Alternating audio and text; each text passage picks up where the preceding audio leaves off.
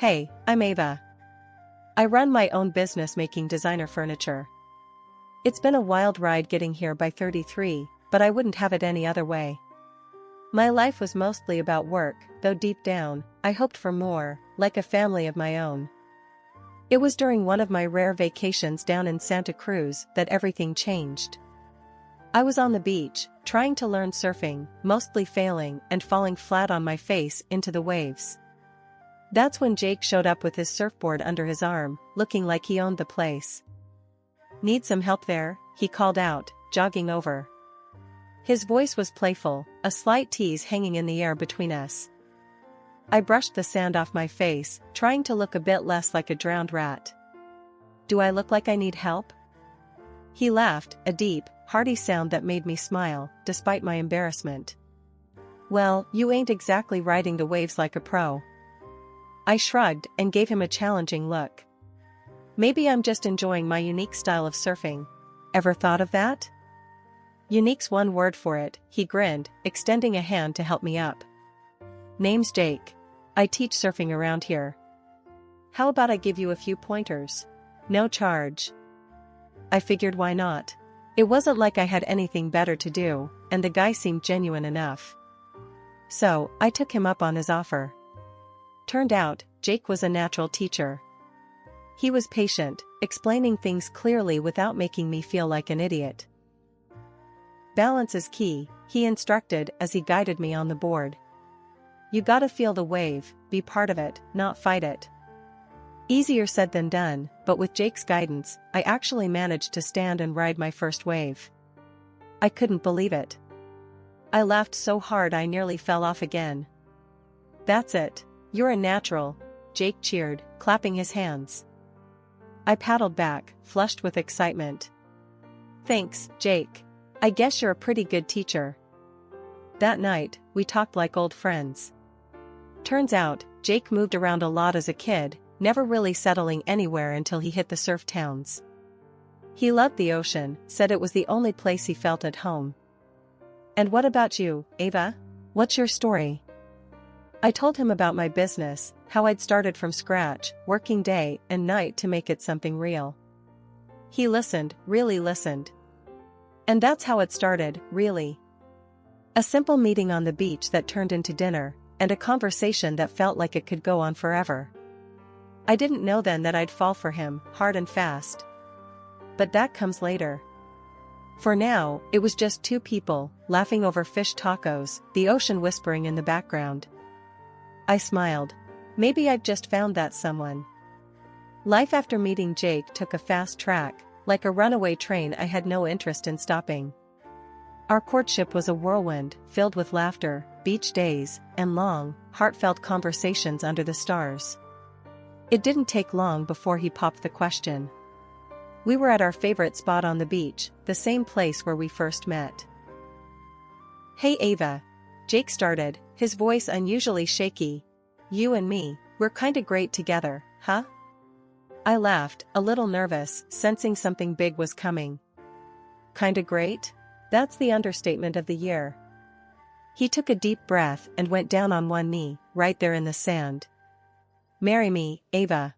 Let's not just be kinda great. Let's be amazing, together, forever." My heart skipped about a dozen beats. "Yes," I blurted out, more tears in my eyes than I'd care to admit. "Yes, I'll marry you, Jake." The wedding was everything I could have hoped for. It wasn't large, just close friends and family at a small chapel near the beach. The reception was at a local hall, decorated with simple flowers and strings of lights that made everything feel magical. But as we settled into married life, I started to see sides of Jake I hadn't known before. He loved the finer things, expensive clothes, high-end gadgets, and soon, a sleek sports car that ate up more money than I wanted to think about. One evening, as I was working through some designs, Jake strolled into my office, a glossy brochure in hand. "Hey babe, check this out," he said, laying the brochure on my desk. I glanced at it, my stomach dropping as I saw the price tag on the car he was pointing at. "Jake, this is really expensive. Are you sure we can manage this right now?" He leaned back, a frown creasing his brow. Come on, Ava. You make good money, right? We can afford a little luxury. I sighed, knowing I'd regret it, but also not wanting to fight. Fine, but this is a big purchase. We should be careful with spending for a while. Trust me, babe, it's all under control, he assured me, but his casual dismissal of my concerns stung more than I expected. His parents, too, became a regular fixture in our lives. His mom, Marlene, and dad, Phil, were charming at first. They'd often come over, praising the house, the food, everything. But soon, every visit came with requests. Ava, dear, you have such good taste. Could you help us pick out some new curtains? We just don't know what to get, Marlene would say, her eyes darting around our living room appreciatively. Sure, I helped. I even paid, thinking it was no big deal, a way to make them feel welcome. One night, after they'd left from one of their many visits, I collapsed onto the couch next to Jake, exhaustion nipping at my heels. Your parents are really taking this family thing seriously, huh? He chuckled, not catching my tone. Yeah, they love you. You're like the daughter they never had. I bit my lip, not sure how to say what was on my mind without causing a rift. It's just, they expect a lot. Gifts, money, time. It's getting to be a bit much, don't you think? Jake's face hardened a little, his voice sharp. They're just being friendly, Ava. They like spending time with us, that's all.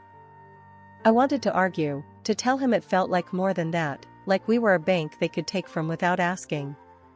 But I held my tongue, the words happy wife, happy life echoing ironically in my head. Jake's attitude toward having kids started to put a real strain on us. I always knew I wanted to be a mom, but Jake's insistence on having a son was something else. It wasn't just a wish, it was an obsession. One night, after dinner, we sat down in the living room, each with a glass of wine, trying to unwind. That's when I decided to bring up the topic again. So, Jake, do you really think it's that important to have a boy? I asked, feeling my stomach knot up. Jake looked up then, his expression serious. Of course, Ava. You know how important it is for me to have a son. Someone to carry on the family name, you know? But what if we have a daughter? I pressed, needing him to see my point of view. He shrugged, a bit too casually. We keep trying until we get a boy, I guess. The simplicity in his answer chilled me. And what, the daughters we might have aren't good enough? Ava, come on, don't start that, he sighed, rubbing his temples. It's not about good enough. It's about having a son. My dad's the same way, you know that. The conversation hung heavily between us, unresolved. It was the same every time. Jake wanted a son so badly that it started to overshadow everything else in our relationship. When we learned that natural conception was off the table, IVF seemed like our only option. I threw myself into the process, researching clinics and treatments. The day we went to the clinic to start the treatment, the air between us was tense. In the waiting room, Jake fiddled with the pamphlets on the coffee table, his knee bouncing up and down nervously. So, they can do that thing, right? Where they make sure we get a boy, he whispered, leaning close. I frowned. It's not that simple, Jake. And it's not exactly ethical to pick and choose like you're ordering a custom car. The strain only deepened once we were in the thick of IVF treatments. The hormones, the doctor's appointments, and the waiting were brutal. And through it all, Jake's impatience for a son grew into something ugly, a shadow over our marriage. When we finally got the news that we were expecting, I was over the moon. But Jake's first question cut through my happiness like a knife. Did they say if it's a boy? It's too early to tell, I snapped, hurt by his one-track mind. And when the ultrasound revealed we were having twin girls, I saw the disappointment on his face. He tried to mask it, but it was too late, I'd seen it. That night, as we lay in bed facing away from each other, the distance between us felt wider than ever. When I gave birth to twin girls, Emma and Ellie, I was over the moon, but Jake, he couldn't hide his disappointment. He wanted a son so badly it clouded everything else. One evening, while the girls were cooing in their crib, Jake came into the nursery. The look on his face was serious, like he was about to say something important. "Ava, we need to try again for a son," he said bluntly, no preamble. I was taken aback. "Jake, look at what we've got. They're perfect. Why isn't this enough?" He paced a little, before stopping and turning to face me. "It's not about them not being enough. It's about continuing the family name, Ava. You know this." I sighed, feeling the weight of his expectations pressing down on me. "We'll see," I replied, not committing but not dismissing him either. It was the easiest way to end the conversation without another argument. Not long after, life decided to test me again. Phil, Jake's dad, got seriously ill. One evening, Marlene, his mom, came over, wringing her hands with worry. "Ava, the surgery Phil needs, it's urgent, and his insurance won't cover all of it. We need $50,000. The amount made me choke a little. "That's a lot, Marlene." "I know, dear, but we're desperate. We wouldn't ask if there was any other way." I thought about it, the businesswoman in me kicking in.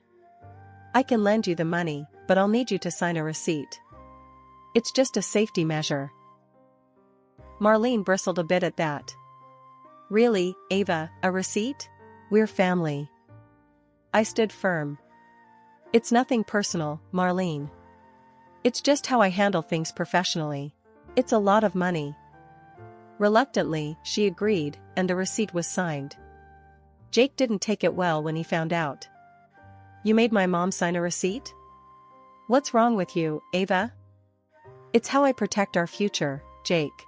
And it's for our girls," I shot back, frustrated at having to justify myself. Things settled down a bit until the girls were about 6 months old.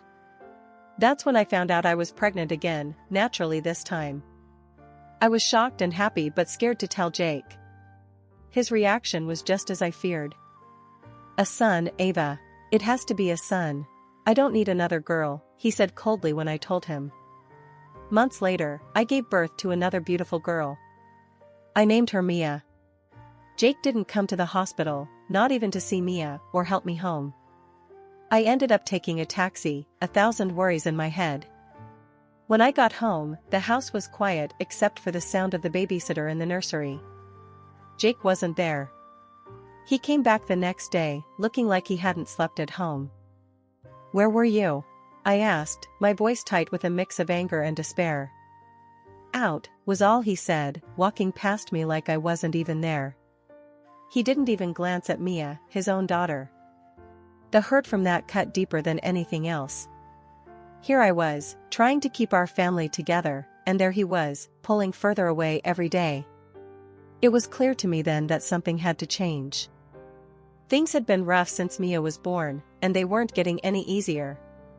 Jake was hardly ever home, always at work, or so he said, and whenever he was around, he was distant, detached. Our financial arrangement had become a sore point. He stopped contributing to the household, saying, "You make enough for both of us, Ava. Handle it." Trying to discuss our issues felt like talking to a brick wall. He'd come home late, often just as I was putting the girls to bed, avoiding any real conversation. Even my in-laws added to the strain. Marlene would come over, not to see the girls, but to ask for favors or gifts. "Ava, dear, could you help me pick out a new microwave? You always choose the best appliances," she'd say, her compliments thinly veiling her true intentions. She barely glanced at her granddaughters playing on the floor beside her. Phil, after recovering from his surgery, didn't hold back his thoughts either. During one of his rare visits, he said bluntly, "We hoped for a grandson, Ava. These girls, they're fine, but a boy would have been better." But the real shock came when Jake stumbled in one night, looking more frazzled than usual. His face was pale, his hands shaking. "Ava, I screwed up. Big time," he blurted out, sinking onto the sofa with his head in his hands. "What happened? Talk to me, Jake." "I lost money, a lot of it. At the casino. I've got creditors on my back now.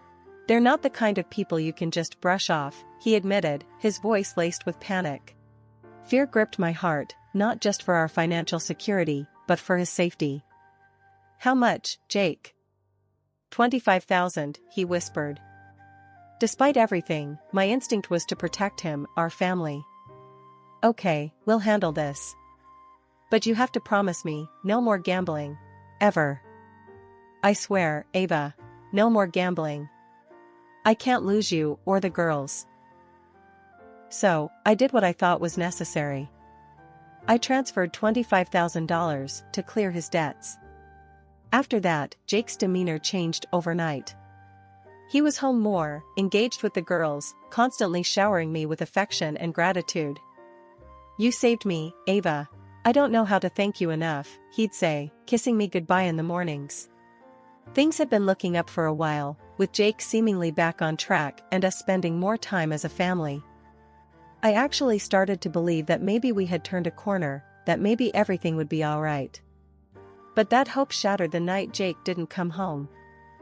I stayed up all night, pacing the floor, trying his phone over and over, but it just rang out. No answer. My mind raced with all sorts of dreadful thoughts. Had something happened to him?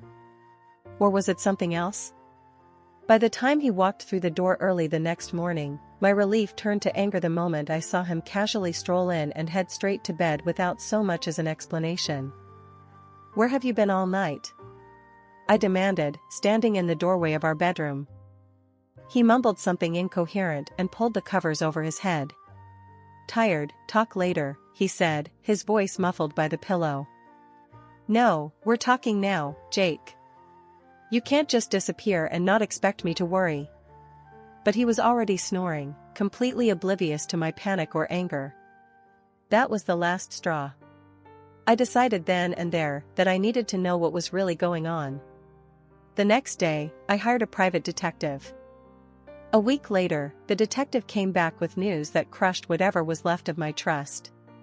Jake had a mistress, and she was pregnant. Pregnant with a son. The irony of it stung like salt in a wound. But what cut even deeper was learning that the $25,000 I gave Jake to cover his supposed debts hadn't gone to any creditors. Instead, he'd bought his mistress a new car, a thank you present for carrying his son. I was seething with rage when I called Marlene, my mother-in-law, hoping for some semblance of support. Marlene, Jake has a mistress, and she's pregnant. And he bought her a car with the money that was supposed to pay off his debts, I said, my voice shaking with fury and disbelief. There was a pause on the other end of the line. Then, Marlene's voice, cold and sharp, came through. Well, maybe if you had given him a son, he wouldn't have needed to look elsewhere. I couldn't believe what I was hearing. Are you blaming me? For not having a son? That's why you think it's okay for your son to cheat? He needs an heir, Ava. It's important for men in our family to have a son, she insisted, as if that justified everything. So my daughters mean nothing? Is that it? I was nearly yelling now, my heart pounding in my chest. Ava, you need to calm down and stop overreacting. It's not the end of the world. You just need to take better care of yourself, be more attractive, maybe then my son wouldn't need to go elsewhere. The call ended with her hanging up on me, leaving me stunned and furious. The betrayal from Jake was one thing, but the betrayal from someone I considered family was too much. It was clear to me now that Jake and his family would never change. They'd chosen their path, and I needed to choose mine. Revenge wasn't a path I ever thought I'd take, but at that moment, it felt like the only way to reclaim some semblance of dignity. My next calls were to my lawyer, Claire, known for her no-nonsense approach to family law. Claire, I'm through being the understanding wife. It's time to push back, hard. I want full custody, and I want him to pay for what he's done, I told her, my voice steely. That evening, when Jake came home, I was ready for him. The moment he walked through the door, I could see the arrogance in his stance, completely oblivious to the storm that was about to break. Jake, we need to talk, I said, my voice calm but firm. He smirked, tossing his keys on the table. What's up? Another lecture about how I should spend my time? No, not a lecture. I know about your mistress, and the child. I'm done. Here, I said, pushing the divorce papers across the table to him. I've signed them. It's over. His smirk vanished, replaced by a frown. You're serious? Look, I'm tired of this life too. Your constant nagging, the kids screaming. I was going to leave anyway. Good. You should leave. But first, the car keys. You'll return the car and the $25,000 you spent on your girlfriend. It wasn't your money to spend, I demanded, my tone unyielding. He scoffed. Come on, Ava, be reasonable. I need that money for my son. You can't do this to me. You can't just strip me of everything. That's exactly what I'm going to do. And I'm adding a lawsuit for the emotional distress you caused. You and your mistress will both pay, I declared, the finality in my voice echoing in the room. The legal battle that followed was intense. Jake tried to argue that he had no money, that I was being unreasonable and cruel. But the evidence was stacked against him, the transactions, the messages, his continual deceit. It was all laid bare for the court to see. The judge was stern as he handed down the verdict. Mr. Thompson, it seems you've not only breached the trust of your marriage, but also misused funds for personal gain at the expense of your family. You are hereby ordered to pay $20,000 in damages to Mrs. Thompson, another $20,000 from your mistress, and $400 per month per child in alimony. Jake's face during the ruling was a picture of shock and defeat. Forced to take out a loan, he had to scramble to cover the payments ordered by the court. The courtroom drama had barely settled when my in-laws decided to confront me. They stormed into my house like a hurricane, blaming me for everything under the sun. You've destroyed our family and ruined our son, Marlene shouted, waving her arms dramatically. Phil chimed in, his voice just as accusing. You took everything from him, made him out to be a monster. I listened quietly, letting them vent their anger and frustration. They hurled insult after insult, but I stood my ground, the calm in the storm. After they had exhausted their tirade, I calmly pulled out the receipt for the $50,000 I had loaned them for Phil's surgery. You owe me $50,000. I was generous then, but now I need that money back. Their anger turned to panic. We don't have that kind of money, Ava. We're old, we're not working, Marlene pleaded, tears starting to form in her eyes. That's not my problem. You signed an agreement. You owe me this money, I stated firmly, my resolve unshaken by their distress. Seeing that I wasn't backing down, Phil resignedly nodded. We'll find a way. We'll pay you back. True to their word, they took out a loan to pay me back and had to return to work to manage the payments. It was tough for them, but it was the consequence of their actions and decisions. Life settled into a new rhythm after that. I focused on raising my daughters and running my business. Despite the challenges, I never regretted standing up for myself. My girls were thriving, growing more beautiful and intelligent each day, and my business was doing well, giving us a comfortable life. Jake's fate turned out quite differently. Burdened by debt and unable to keep up with the financial demands of his actions, he was forced to work multiple jobs. He left his mistress after she gave birth to a daughter, not the son he so desperately wanted. The irony of it wasn't lost on me, but I felt no pleasure in his misfortunes. Months later, a knock came at my door. It was Marlene and Phil, looking older and more worn than I remembered. Ava, we've been thinking a lot about what happened. We're sorry, Marlene started, her voice trembling. Phil nodded, his eyes avoiding mine. We miss the girls. We were wondering if, maybe we could see them?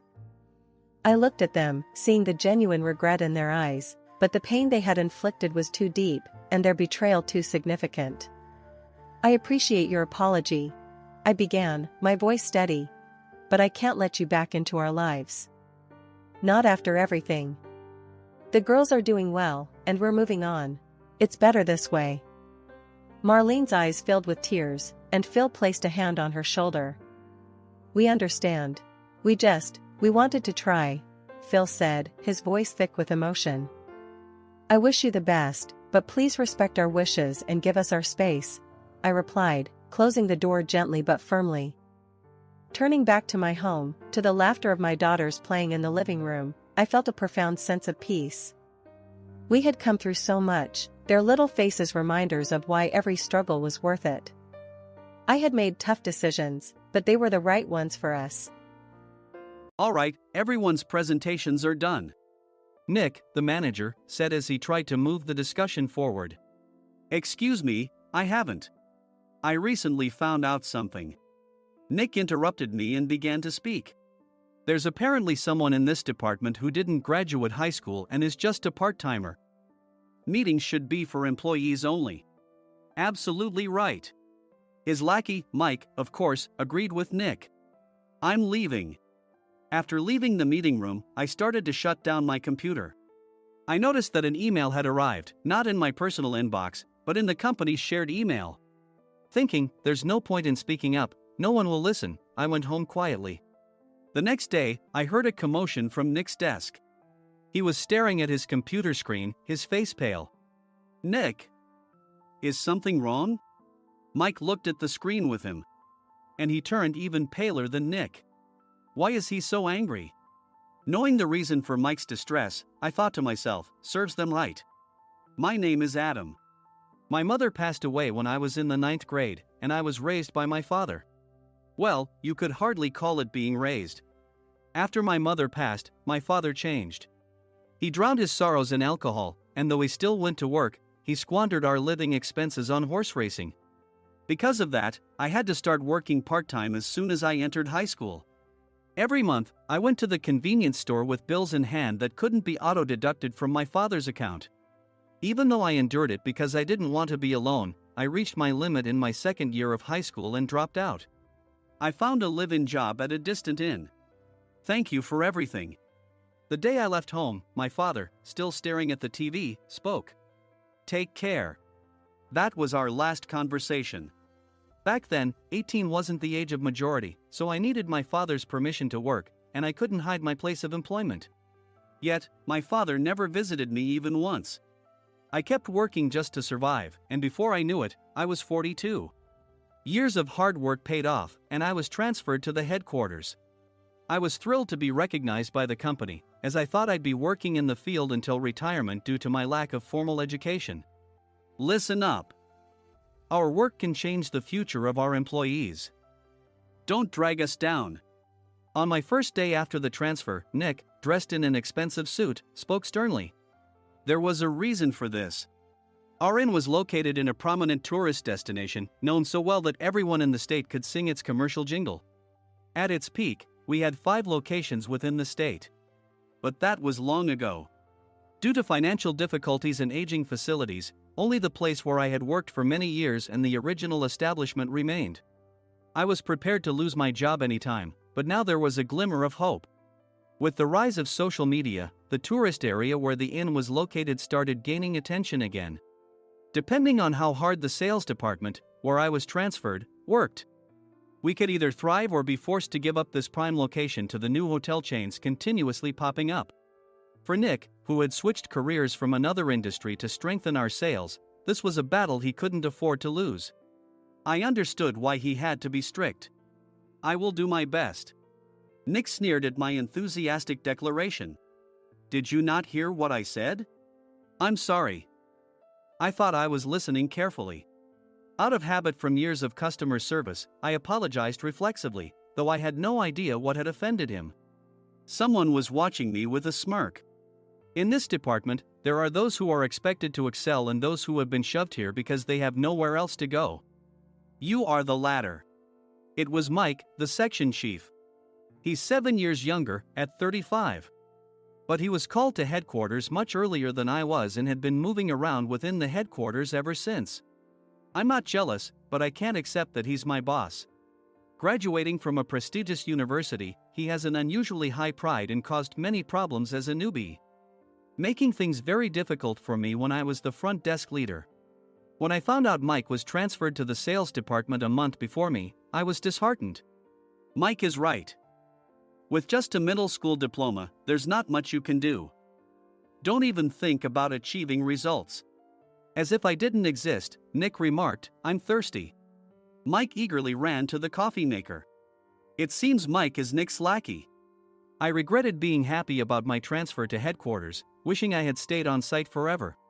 Send a direct mail to every company on this list by the end of the day. Nick only assigned me tasks that even a new graduate could handle. What? There are over 1,000 companies. You want me to send to all of them by today? Yes, if you and your fellow misfits split the work, even those with nowhere else to go should finish by today. I glanced at the employees typing away expressionlessly. They were worn out from customer service, only thinking about leaving on time, or were women reassigned after having children. With zero motivation for work. Even Sam, a new graduate from the same university as Mike, who was supposed to be among the expected achievers, had no enthusiasm for the job. Having joined the company wanting to do customer service. I don't care what they say, I plan to quit anytime, he said. Only Nick and Mike were highly motivated, making all the decisions between the two of them. I originally only wanted to work at the inn to survive and had no particular attachment to this job. I swallowed my words, thinking I had no right to reprimand them.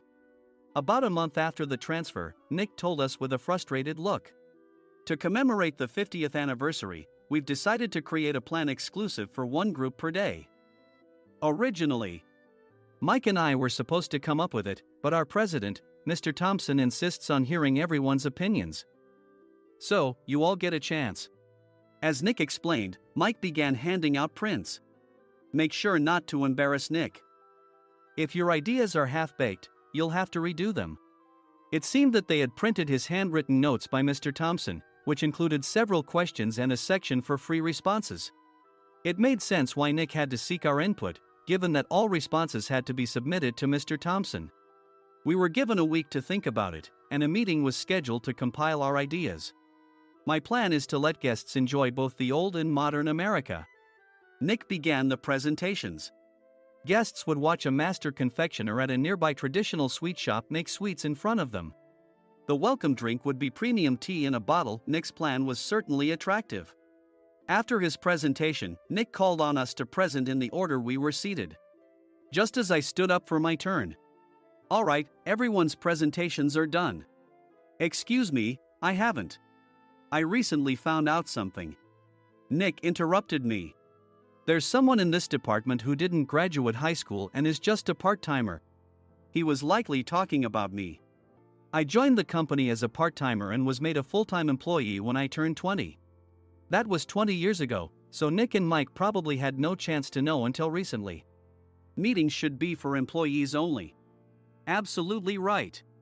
After that, Nick kept creating opportunities to solicit everyone's opinions, purposefully excluding me from speaking. The meeting unexpectedly heated up and went past the scheduled end time. A few people asked to leave, and the discussion continued with the remaining few. Still here? Normally, you'd leave in that situation. Though I had no attachment to the job initially, hearing kind words from customers made me want to make them happier.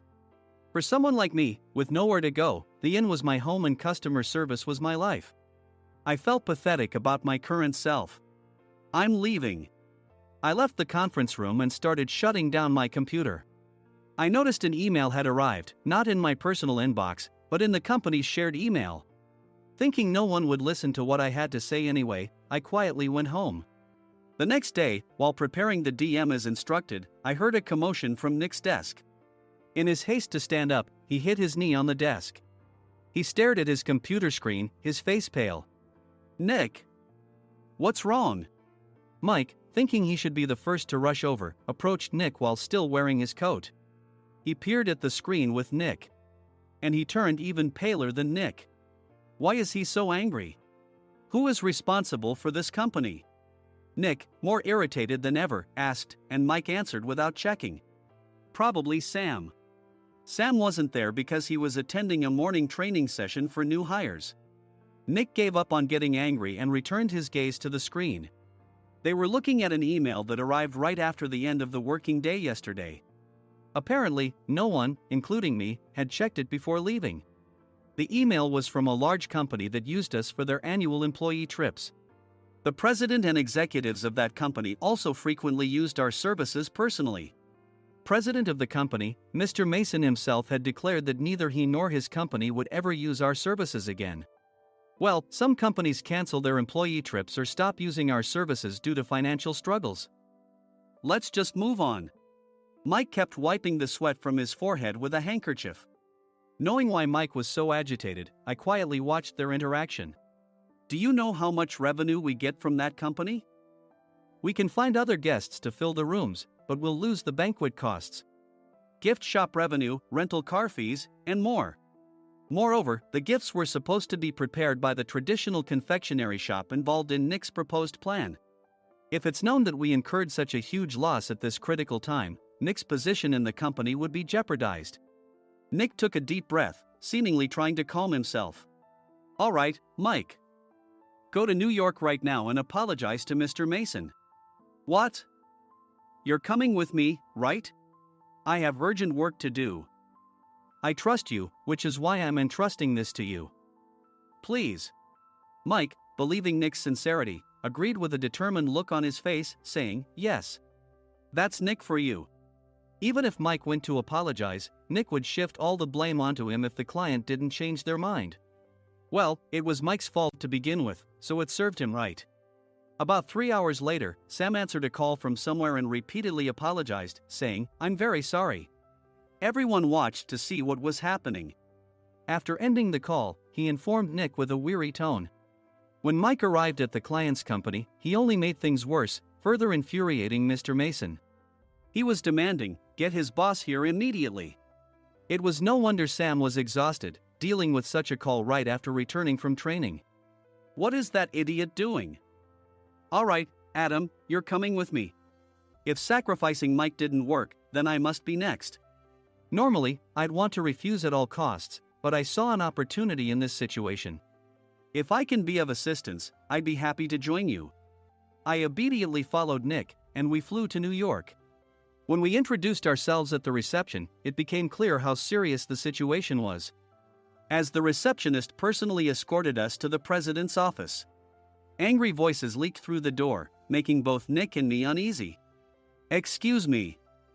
I'm Nick, the supervisor. I understand my subordinate has caused you trouble, and I deeply apologize. Nick, with his experience in the corporate world, knew enough to offer an apology before excuses. However, his customer service skills left much to be desired. I sighed as I saw Mike trembling like a small dog in the corner of the room. What kind of training are you giving your subordinates? Mr. Mason glared at Nick with a red face.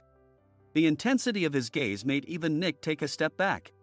Regrettably, I joined this company only 2 years ago and was unaware of Mike's issues.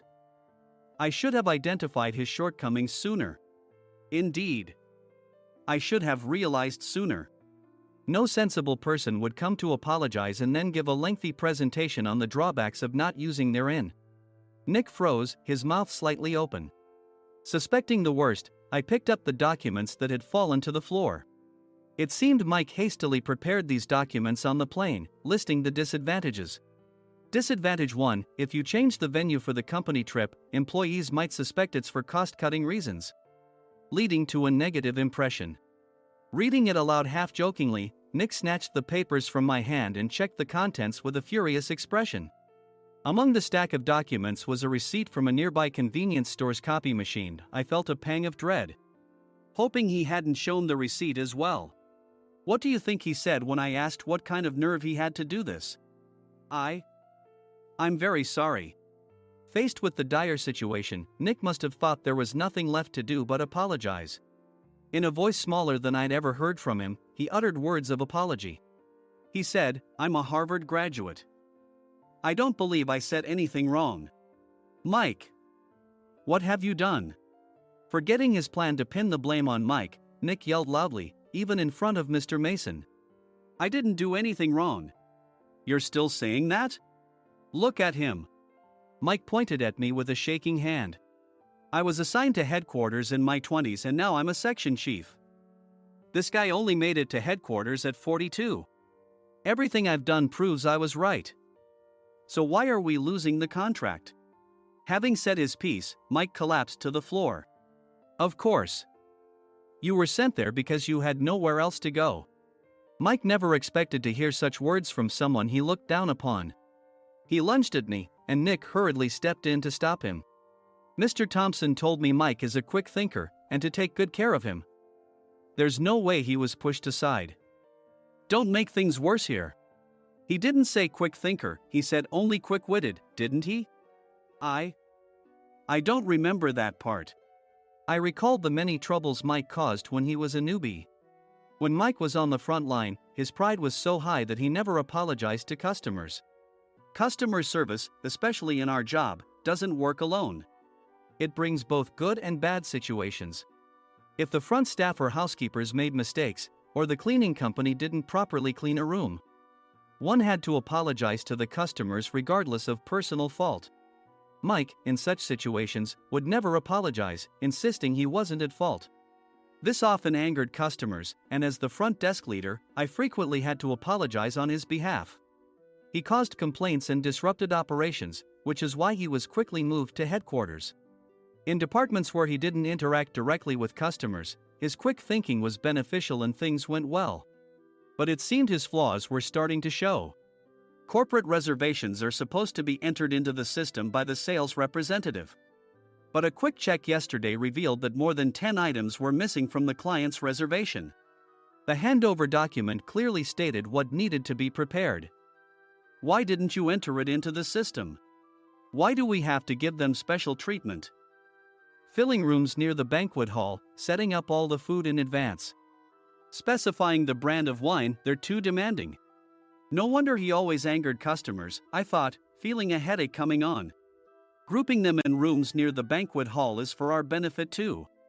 It makes it easier for the staff to set up beds and serve breakfast since everyone's schedule is synchronized.